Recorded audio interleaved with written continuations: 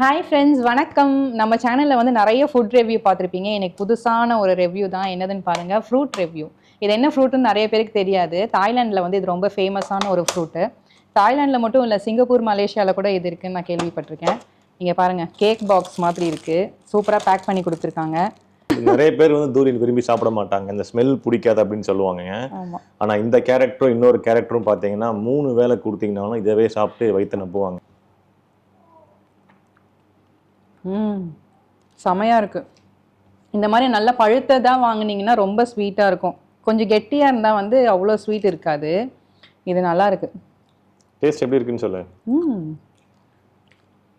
பலாப்பழமும் வாழைப்பழமும் அப்படியே நல்லா ஸ்வீட்டாக இருந்தால் எப்படி இருக்கும்? மிக்ஸ் பண்ண மாதிரி ஒரு கலவை. நாங்கள் பலாப்பழத்தையும் வாழைப்பழமே சாப்பிட்டு போயிருந்தோம். எதுக்கு இவ்வளோ காசு கொடுத்து இதை வாங்கணும்? அதெல்லாம் சேர்த்து சாப்பிட முடியாது. அதனால தான் இந்த ஃப்ரூட். தாய்லாந்து வந்தீங்கன்னா கண்டிப்பாக தூரியன் வந்து ட்ரை பண்ணி பாருங்கள். நிறைய பேர் வந்து அதோட ஸ்மெல்னால வேண்டாம், இந்த ட்ரை பண்ண வேணாம்னு நினைப்பீங்க. நானும் ஃபர்ஸ்ட் அப்படி தான் நினச்சேன்.